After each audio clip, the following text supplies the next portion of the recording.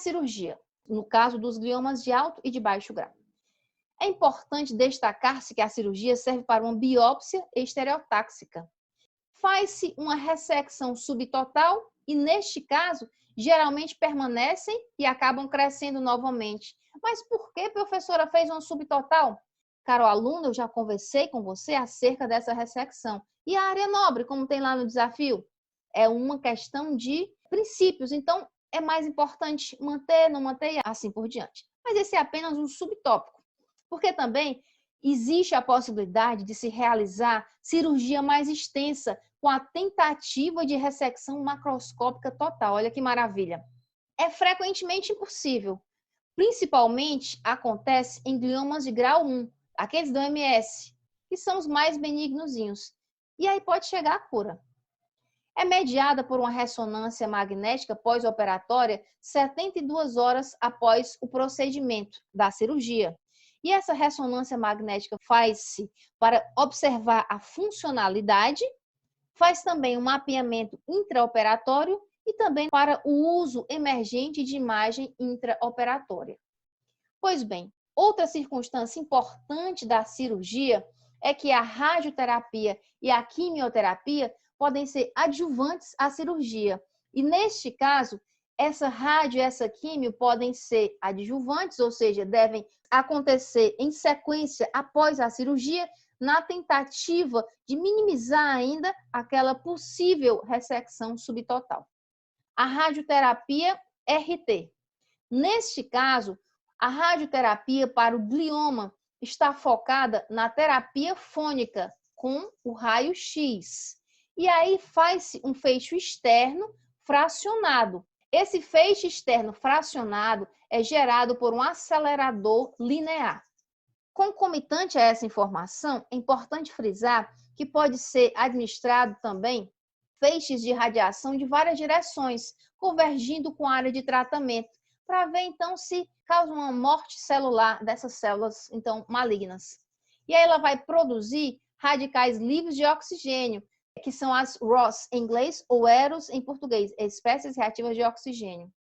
Neste caso, a terapia é com fótons. Lembrando, essas espécies reativas de oxigênio degradam o tecido, causando então a morte da célula. E é esse exatamente o objetivo. A dose da RT para glioma varia dependendo do tipo de tumor.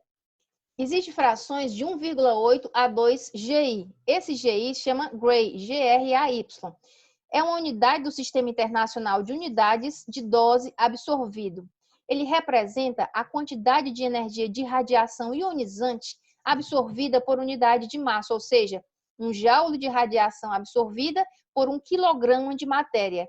Então, de frações de 1,8 a 2 grays são tipicamente administradas nesses tumores denominados gliomas, até a dose total de 40 a 60 grays.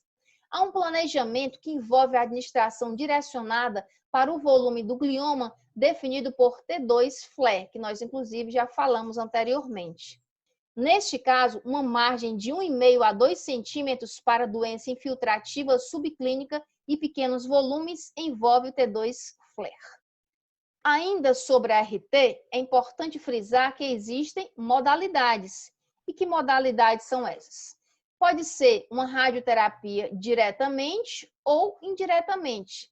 A diretamente permite a quebra dos filamentos de DNA e é uma terapia com partículas. Se for uma radioterapia indiretamente, ela permite a produção de radicais livres de oxigênio, como citamos outrora. E aí é uma terapia com fótons. Sobre as frações da RT. Existe a administração em doses repetidas para permitir o reparo de lesão subletal das células normais, até porque ela pode agredir tanto células normais como células tumorais. A tolerância do sistema nervoso central à radiação é influenciada pela dose ou pela fração. Quanto maior a dose, quanto maior a fração, maior a agressão. Os efeitos colaterais dessas radiações no sistema nervoso central podem levar a algumas reações tardias, meses a anos, por conta ainda daquela radiação. Olha só, deu uma ajudada enorme nos gliomas, mas teve alguma reação tardia. Quanto às técnicas para a radioterapia, nós temos RT de intensidade modulada, denominada IMRT, e ela está associada ao planejamento conformacional 3D. Existe ainda a radiocirurgia estereotáxica, denominada SRS, de uma única fração, associada à RT estereotática, que é a SRT. Única fração associada à RT estereotáxica, ou SRT. Ainda a RT com os feixes de prótons. Depois da radioterapia, vamos falar sobre a quimioterapia. A quimioterapia são agentes químicos utilizados para o tratamento. Temos vários agentes. Os agentes alquilantes permitem a formação de grupamentos com atividade alquil que se ligam covalentemente ao DNA. Alguns exemplos são as nitrosureias e a temozolomida. Temos também os antimetabólicos, antitumorais, e aí são substâncias semelhantes às substâncias encontradas dentro do próprio ambiente interno do sistema nervoso central. E aí, neste caso, elas alteram a atividade e a função do DNA e do RNA de várias maneiras.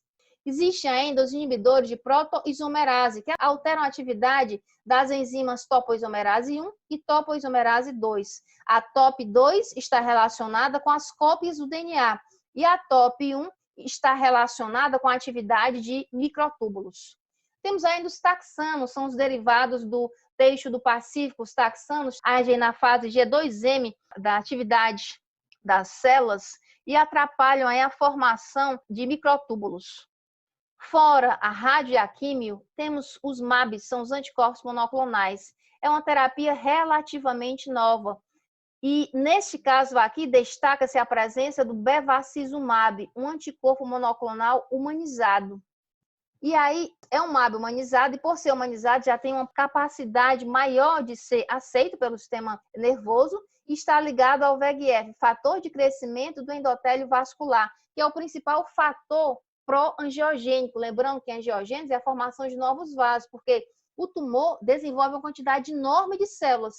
E essa quantidade enorme de células precisa ser vascularizada para receber nutrientes e receber oxigênio. E aí, quanto mais vaso, melhor. O VEGF, então, está ligado à angiogênese, é pró-angiogênica, portanto, esse MAB aí vai impedir a ligação ao VEGF e, consequentemente, minimizar essa quantidade de repositório nutricional que chegaria a essas células, levando-as provavelmente à apoptose. Pois bem, é importante frisar que todas essas circunstâncias são circunstâncias de tratamento sugeridas, são informações que importam para que você tenha noção acerca do tratamento de uma forma geral dos gliomas. Vamos conversar agora a respeito de gliomas, mas de uma característica especial, que nós conversamos que são advindos daquelas células gliais específicas. Vamos conversar acerca dos astrocitomas.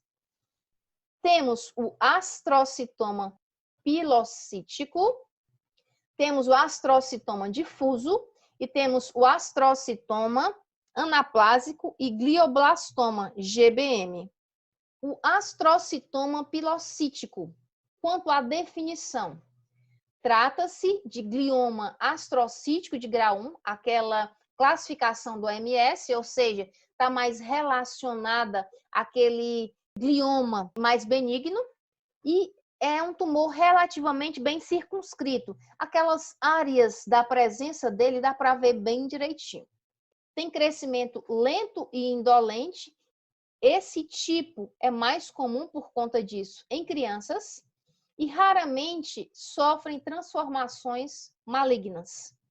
Quanto à epidemiologia do astrocitoma pilocítico, pode aparecer em crianças e adultos jovens. De 5 a 6% de todos os gliomas são do tipo astrocitoma pilocítico. As manifestações clínicas principais desse tumor ocorrem em qualquer parte do neuroeixo, sistema nervoso central. E é mais frequente no cerebelo e há também uma predileção pela via óptica anterior.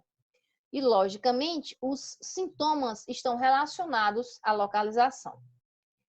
Quanto aos exames de imagem, a ressonância magnética é precípua e permite um realce brilhante do contraste para se definir a área do tumor, assim como uma formação frequente de cistos.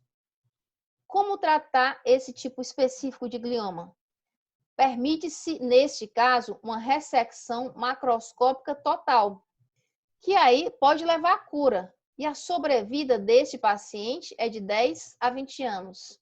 Mas, em se considerando a RT ou a quimioterapia, faz-se a escolha pela temozolomida, bevacizumab e irinotecano. Esses dois últimos são anticorpos monoclonais. O prognóstico está relacionado à ressecabilidade, ou seja, pode haver recidiva se não for uma ressecção total e uma transformação maligna acontece pouco, é mais raro, porque normalmente faz-se essa ressecção, usa-se RT, quimioterapia e assim por diante. É isso aí, pessoal. Obrigada por assistirem a mais um vídeo e não se esqueçam de curtir as aulas, se inscrever no canal e indicar aos amigos.